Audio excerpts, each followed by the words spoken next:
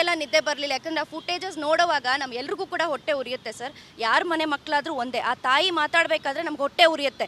ನಮ್ಮನೇಲೂ ಮಕ್ಕಳಿರ್ತಾರೆ, ನಮ್ಮನೇಲೂ ಅಣ್ಣ ತಮ್ಮ ಇರ್ತಾರೆ, ಯಾರು ಯಾರ ಮೇಲೂ ಕೈ ಮಾಡಬಾರ್ದು ಸರ್. ರೋಡಲ್ಲಿ ಹೋಗೋವಾಗ ಆಕ್ಸಿಡೆಂಟ್ ಅನ್ನುವಂಥದ್ದು ಭಾಳನೇ ಕಾಮನ್. ಅದರಲ್ಲೂ ಕೂಡ ಇವತ್ತು ಬೆಂಗಳೂರಿನಂಥ ಮಹಾನಗರದಲ್ಲಿ ಇವೆಲ್ಲ ಆಗುವಂಥದ್ದು ಭಾಳನೇ ಕಾಮನ್. ಅದಕ್ಕೆ ಅಂತ ಹೇಳಿ ನನ್ನ ಶರೀರ ದೊಡ್ಡದಾಗಿದೆ, ನನಗೆ ಭಾಳ ಗಟ್ಟಿಯುತವಾಗಿದ್ದೀನಿ ಅಂತೇಳಿ ಹೋಗೋ ಬರೋರ ಮೇಲೆ ಎಲ್ಲ ದರ್ಪ ತೋರಿದ್ರೆ ಹಾಗಾದರೆ ಇದೇನು ಸರ್?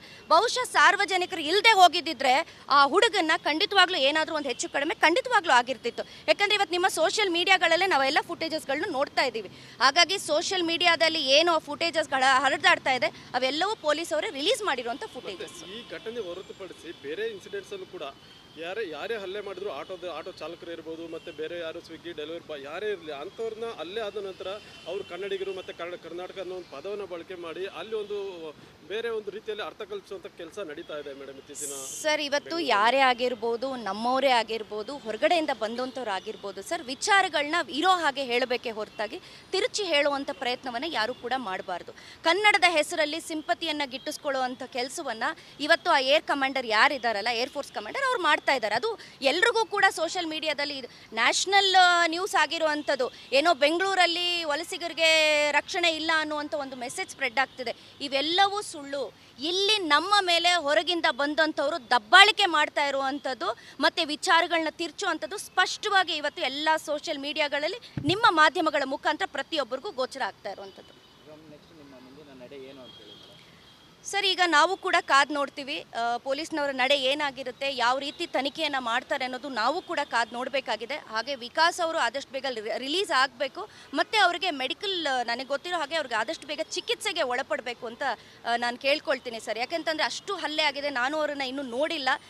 ಬಹುಶಃ ನಾವು ಫುಟೇಜಸ್ ಎಲ್ಲ ನೋಡಿದಾಗ ಒದ್ದಿದ್ದಾರೆ, ಮುಖ ಎಲ್ಲ ಪರ್ಚಿದ್ದಾರೆ, ಗೀಚಿದ್ದಾರೆ, ಕಚ್ಚಿದ್ದಾರೆ, ಇವೆಲ್ಲವನ್ನು ಮಾಡಿರುವಂಥದ್ದು. ಹಾಗಾಗಿ ಅವ್ರನ್ನ ಆದಷ್ಟು ಬೇಗ ಅವ್ರನ್ನ ಒಂದು ಚಿಕಿತ್ಸೆಗೆ ಒಳಪಡಿಸಬೇಕು ಅಂತ ಹೇಳಿ ನಾನು ಕೇಳ್ಕೊಳ್ತೇನೆ ಸರ್. ಈಗ ಎಲ್ರಿಗೂ ಗೊತ್ತಿರೋ ಅಂಥದ್ದೇ, ಯಾಕೆಂತಂದರೆ ಪ್ರತಿಯೊಬ್ಬರು ಕೂಡ ಸೋಷಿಯಲ್ ಮೀಡಿಯಾದಲ್ಲಿ ವಿಚಾರಗಳನ್ನ ನೋಡಿ ತಿಳ್ಕೊಂಡಿರೋ ನಿನ್ನೆ ಸುಮಾರು ಬೆಳಗ್ಗೆ ಒಂದು 6:15 ಸಮಯದಲ್ಲಿ ಒಬ್ಬ ಕನ್ನಡದ ನಮ್ಮ ಹುಡುಗ ಇರ್ತಾನೆ, ಅವನು ಮನೆಗೆ ಹೋಗ್ತಾ ಇದ್ದಂಥ ಒಂದು ಸಂದರ್ಭದಲ್ಲಿ ಗಾಡಿಗೆ, ಅವನ ಗಾಡಿ ಮತ್ತು ಇನ್ನೊಂದು ಗಾಡಿಗೆ ಒಂದು ಡಿಕ್ಕಿ ಆಗುವಂಥ ಒಂದು ಸಂದರ್ಭದಲ್ಲಿ ಇನ್ನೊಂದು ಕಾರಲ್ಲಿ ಇರುವಂಥ ದಂಪತಿಗಳು ಏನು ಮಾಡ್ತಾರೆ, ಈ ಹುಡುಗನ ಮೇಲೆ ಏಕಾಏಕಿ ಹಲ್ಲೆಯನ್ನು ಮಾಡ್ತಾರೆ. ಹಲ್ಲೆ ಮಾಡಿದ ನಂತರದಲ್ಲಿ ಆತ ಏನಿರ್ತಾನೆ, ಕಾರಲ್ಲಿ ಕೂತಿದ್ದಂಥ ಆತ ಏನಿರ್ತಾನೆ, ಕಾರಲ್ಲಿ ಕೂತ್ಕೊಂಡು ಕನ್ನಡಿಗರು ಹೀಗೆ ನನ್ನ ಮೇಲೆ ಹಲ್ಲೆ ಮಾಡಿದ್ರು, ಕನ್ನಡ ನನಗೆ ಬರೋದಿಲ್ಲ ಅಂತೇಳಿ ಹಲ್ಲೆ ಮಾಡಿದ್ರು, ನನಗೆ ರಕ್ತ ಸೋರ್ತಾ ಇದೆ, ಹಾಗೆ ಹೀಗೆ ಅಂತೆಲ್ಲ ಹೇಳ್ಬಿಟ್ಟು ಹೇಳಿಕೆಗಳನ್ನ ಕೊಟ್ಟು ಸೋಷಿಯಲ್ ಮೀಡಿಯಾದಲ್ಲಿ ಅದನ್ನು ವೈರಲ್ ಮಾಡಿಬಿಟ್ಟು ಆತ ಕಲ್ಕಟ್ಟಾಗಿ ಹೊರಟೋಗ್ತಾರೆ. ತದನಂತರದಲ್ಲಿ ಈ ಹುಡುಗನಿಗೆ ಏನು ಏಟು ಬಿದ್ದಿರುತ್ತಲ್ಲ, ಈ ಹುಡುಗ ಮನೆಗೆ ಹೊರಟೋಗ್ತಾನೆ, ಭಯ ಪಟ್ಕೊಂಡು ಕಂಪ್ಲೇಂಟು ಕೂಡ ಕೊಟ್ಟಿರೋದಿಲ್ಲ. ಆಮೇಲೆ ಏನಾಗುತ್ತೆ, ಇವೆಲ್ಲವೂ ಕೂಡ ವೈರಲ್ ಆದ ನಂತರದಲ್ಲಿ ಈ ವಿಕಾಸ್ ಅನ್ನೋ ಹುಡುಗನನ್ನು ಪೊಲೀಸ್ನವರು ಕರ್ಕೊಂಡು ಬಂದು ಕಸ್ಟಡಿಗೆ ತಗೊಂಡು ನಿನ್ನೆ ಅವನ್ನ ಕರ್ಕೊಂಡು ಬಂದು ಬೈಪ್ನಳ್ಳಿ ಪೊಲೀಸ್ ಸ್ಟೇಷನಲ್ಲಿ ಕೂರಿಸ್ಕೊಂಡಿರುವಂಥದ್ದು. ಈಗಲೂ ಕೂಡ ಆತ ಇಲ್ಲಿದ್ದಾನೆ. ಆದರೆ ಆತ ಏನಿರ್ತಾನೆ, ಹಲ್ಲೆ ಯಾರು ಮಾಡಿರ್ತಾರೆ ಆತನ ವಿರುದ್ಧ FIR ಆಗಿರೋದಿಲ್ಲ. ಅದಕ್ಕೆ ನಮ್ಮ ಕನ್ನಡ ಪರ ಸಂಘಟನೆಯವ್ರು ಏನು ಮಾಡ್ತಾರೆ, ನಿನ್ನೆ ರಾತ್ರಿ ಬಂದು ಒಂದಷ್ಟು ಒತ್ತಡಗಳನ್ನ ಹಾಕಿದಾಗ ಆಗ ಬೈಯಪ್ಪನಹಳ್ಳಿ ಸ್ಟೇಷನ್ ಅವ್ರು ಏನು ಮಾಡ್ತಾರೆ, ಸಮಾಧಾನಕ್ಕೋಸ್ಕರ ಆಯಿತು ನಾವೊಂದು FIR ಮಾಡ್ತೀವಿ ಅಂತ ಹೇಳಿ ಖಂಡಿತವಾಗ್ಲೂ FIR ಮಾಡಿರುವಂಥದ್ದು. ಅದರಲ್ಲಿ ಒಂದಷ್ಟು ಸೆಕ್ಷನ್ಗಳನ್ನು ಕೂಡ ಹಾಕಿದ್ದಾರೆ, ಅದಕ್ಕೆ ನಾವು ಖಂಡಿತವಾಗ್ಲೂ ಶ್ಲಾಘನೀಯ. ಆದರೆ ಇದರಲ್ಲಿ ಗಮನಿಸಬೇಕಾಗಿರೋದು ಏನು ಅಂದರೆ, FIR ಪ್ರತಿಯಲ್ಲಿ ಎಲ್ಲಿಯೂ ಕೂಡ ಆತನ ಹೆಸರು, ಯಾರು ಹಲ್ಲೆ ಮಾಡಿದ್ದಾರೆ ಏರ್ಫೋರ್ಸ್ ಕಮಾಂಡರ್ ಅಂತ ಏನು ಹೇಳ್ತಾರೆ ಆತನ ಹೆಸರನ್ನು ಬಿಟ್ಟು ಒಬ್ಬ ಡ್ರೈವರ್ ಅಂತ ಹೇಳಿ ಉಲ್ಲೇಖ ಮಾಡ್ತಾರೆ. ಹಾಗಾದರೆ ನೀವು ಯಾರ ಪರವಾಗಿ ನಿಂತಿದ್ದೀರಿ, ಯಾರು ಹಲ್ಲೆಗೆ ಒಳಗಾಗ್ತಾರೆ ಆ ಹುಡುಗನ ಕರ್ಕೊಂಡು ಬಂದು ನೀವು ಸ್ಟೇಷನ್ನಲ್ಲಿ ನಿನ್ನೆಯಿಂದ ಇವತ್ತಿನವರೆಗೂ ಕೂರಿಸ್ಕೊಂಡಿದ್ದೀರಿ. ಆತನಿಗೆ ಫುಟೇಜಸ್ನ ಯಾರಾದರೂ ನೋಡಿದ್ರೆ ಸರ್ ಪ್ರತಿಯೊಬ್ಬರಿಗೂ ಗೊತ್ತಾಗುತ್ತೆ ಆತನ ಮೇಲೆ ಎಷ್ಟು ಹಲ್ಲೆ ಆಗಿದೆ, ಎಷ್ಟು ದಾರುಣವಾಗಿ ಅವನನ್ನು ಸಾಯೋ ಹಂತಕ್ಕೂ ಕೂಡ ಕರ್ಕೊಂಡು ಹೋಗಿದ್ದಾರೆ ಅಂತ. ಪ್ರತಿಯೊಬ್ಬರು ಸರ್ ಮನೇಲಿರುವಂಥ ಮಕ್ಕಳಿರೋ ಅಂಥವ್ರು ಪ್ರತಿಯೊಬ್ಬರು ಭಯಪಡುವಂಥ ಒಂದು ಪರಿಸ್ಥಿತಿ ನಿರ್ಮಾಣ ಆಗಿದೆ. ಅದ್ರ ಜೊತೆಗೆ ಕನ್ನಡ ನಾನು ಮಾತಾಡಲಿಲ್ಲ, ಹಾಗಾಗಿ ಸಾರ್ವಜನಿಕರು ಸೇರಿಕೊಂಡು ನನ್ನ ಮೇಲೆ ಹಲ್ಲೆ ಮಾಡಿದ್ರು ಅಂತ ಯಾರೋ ವಲಸಿಗರು ಹೊರಗಡೆ ಬಂದಿರೋ ಅಂಥವ್ರು ಇವತ್ತು ಸೋಷಿಯಲ್ ಮೀಡಿಯಾ ಇದೆ ಅಂತ ಹೇಳಿ ಬಾಯಿಗೆ ಬಂದಂಗೆ ಮಾತಾಡ್ತಾರೆ, ಕೋಮು ಗಲಭೆಯನ್ನು ಸೃಷ್ಟಿ ಮಾಡ್ತಾರೆ. ನಾನು ಒಂದೇ ಕೇಳೋದು, ತನಿಖೆ ಎರಡೂ ಕಡೆಯಿಂದನೂ ಕೂಡ ಒಂದೇ ಸ್ವರೂಪವನ್ನು ತಗೊಳ್ಬೇಕು. ಈ ಹುಡುಗನ್ನ ನೀವು ಹೇಗೆ ಕರ್ಕೊಂಡು ಬಂದು ಇವತ್ತು ಸ್ಟೇಷನಲ್ಲಿ ಕೂರಿಸ್ಕೊಂಡಿದ್ದೀರೋ ಖಂಡಿತವಾಗ್ಲೂ ಏರ್ಫೋರ್ಸ್ ಕಮಾಂಡರ್ ಯಾರಿದ್ದಾರೆ ಅವ್ರನ್ನೂ ಕೂಡ ತನಿಖೆಗೆ ಒಳಪಡಿಸಬೇಕು ಅಂತ ಹೇಳಿ ಮುಖಾಂತರ ನಾನು ಕೇಳ್ಕೊತೀನಿ. ಆಲ್ರೆಡಿ ಒಂದು ಕಡೆ ವಿಕಾಸ್ನ ಆಲ್ರೆಡಿ ಬಂಧಿಸ್ಬಿಟ್ಟಿದ್ದಾರೆ, ಇನ್ನೊಂದು ಕಡೆ ಈಗ ಸದ್ಯಕ್ಕೆ ಏನು ಆರೋಪಿತ ವ್ಯಕ್ತಿ ಹೇಳಿದರೆ ಅವರು ಈಗ ಕೋಲ್ಕತ್ತಾದಲ್ಲಿ ಈಗ ಮುಂದಿನ ಪ್ರಕ್ರಿಯೆ ಏನಾಗುತ್ತೆ ಅಂತ ಹೇಳಿ ಏನಾದರೂ ಚರ್ಚೆ ಮಾಡಿದ್ರೆ ಏನಾದರೂ ಸರ್, ಈಗ ನಮಗೆ ಯಾವುದೂ ಕೂಡ ಸರಿಯಾಗಿ ಮಾಹಿತಿಯನ್ನು ಪೊಲೀಸ್ನವ್ರು ಕೊಡ್ತಾ ಇಲ್ಲ. ನಮಗೆ ಒಂದು ಗೊತ್ತಾಗಿರೋದು ಏನು ಅಂತಂದರೆ, ನಮ್ಮ ಸಮಾಧಾನಕ್ಕೋಸ್ಕರ ಒಂದು FIR ಮಾಡಿದ್ದಾರೆ. ಅದರಲ್ಲಿ ಒಂದು 4 ಸೆಕ್ಷನ್ಗಳನ್ನು ಹಾಕಿರೋಂಥದ್ದು ಕಂಡು ಬರುತ್ತೆ. ಆದರೆ ಯಾಕೆ ಬಯಾಸ್ಡ್ ಆಗಿ ನೀವು ಮಾಡ್ತಾ ಇದ್ದೀರಿ? ಯಾಕೆ ನೀವು ಏರ್ಫೋರ್ಸ್ ಕಮಾಂಡರ್ ಹೆಸರು ನಿಮಗೆ ಗೊತ್ತಿಲ್ವಾ? ಯಾಕೆ ನೀವು ಆತನ ಹೆಸರನ್ನು ಉಲ್ಲೇಖ ಮಾಡಿಲ್ಲ? ಈ ತನಿಖೆಯನ್ನು ದಾರಿ ತಪ್ಪಿಸುವಂಥ ಕೆಲಸವನ್ನು ಯಾಕೆ ಮಾಡ್ತಾ ಇದ್ದೀರಿ ಅಂತ ನನ್ನ ಪ್ರಶ್ನೆ.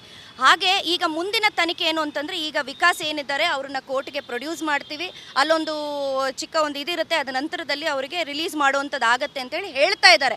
ಆದರೆ ನಮಗೆ ಯಾವುದೇ ಥರದ ಭರವಸೆ ಇಲ್ಲ. ಯಾಕೆಂತಂದರೆ ಎಲ್ಲವೂ ಕೂಡ ವಿಕಾಸ್ ಮೇಲೆ ಹಾಕಿರುವಂಥದ್ದು ನಾನ್ ಬೇಲಬಲ್ ಸೆಕ್ಷನ್ಗಳನ್ನು ಹಾಕಿರುವಂಥದ್ದು. ಹಾಗಾಗಿ ಆತನನ್ನು ಜೈಲಿಗೆ ಕಳಿಸುವಂಥ ಸಾಧ್ಯತೆಗಳು ಹೆಚ್ಚಿದೆ. ಹಾಗಾಗಿ ನಾನು ಹೇಳ್ತೀನಿ, ಯಾರೇ ಫುಟೇಜಸ್ ನೋಡಿದರೂ ಕೂಡ ಸರ್, ಎಲ್ಲರ ಕಣ್ಣು ಮುಂದೆ ಸಾಕ್ಷಿ ಇದೆ. ವಿಕಾಸ್ಗೆಲ್ಲ ಶಿಕ್ಷೆ ಆಗಬೇಕಾಗಿರೋದು, ಯಾರು ಅವನನ್ನು ಹೊಡೆದಿದ್ದಾರೆ, ಯಾರು ಹಲ್ಲೆ ಮಾಡಿದ್ದಾರೆ, ಆತನಿಗೆ ಶಿಕ್ಷೆ ಆಗಬೇಕು.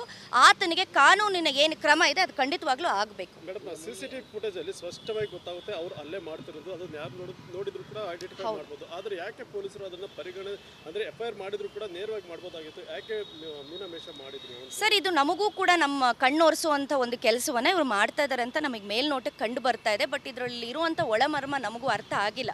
ಹಾಗಾಗಿ ನಾವು ಕೂಡ ಬೆಳಗ್ಗೆ ರಾತ್ರಿ ಎಲ್ಲ ನಿದ್ದೆ ಬರಲಿಲ್ಲ. ಯಾಕಂದರೆ ಆ ಫುಟೇಜಸ್ ನೋಡುವಾಗ ಎಲ್ರಿಗೂ ಕೂಡ ಹೊಟ್ಟೆ ಉರಿಯುತ್ತೆ ಸರ್. ಯಾರ ಮನೆ ಮಕ್ಕಳಾದರೂ ಒಂದೇ, ಆ ತಾಯಿ ಮಾತಾಡಬೇಕಾದ್ರೆ ನಮ್ಗೆ ಹೊಟ್ಟೆ ಉರಿಯುತ್ತೆ. ನಮ್ಮನೇಲೂ ಮಕ್ಕಳಿರ್ತಾರೆ, ನಮ್ಮನೇಲೂ ಅಣ್ಣ ತಮ್ಮ ಇರ್ತಾರೆ, ಯಾರು ಯಾರ ಮೇಲೂ ಕೈ ಮಾಡಬಾರ್ದು ಸರ್. ರೋಡಲ್ಲಿ ಹೋಗೋವಾಗ ಆಕ್ಸಿಡೆಂಟ್ ಅನ್ನುವಂಥದ್ದು ಭಾಳನೇ ಕಾಮನ್. ಅದರಲ್ಲೂ ಕೂಡ ಇವತ್ತು ಬೆಂಗಳೂರಿನಂಥ ಮಹಾನಗರದಲ್ಲಿ ಇವೆಲ್ಲ ಆಗುವಂಥದ್ದು ಭಾಳನೇ ಕಾಮನ್.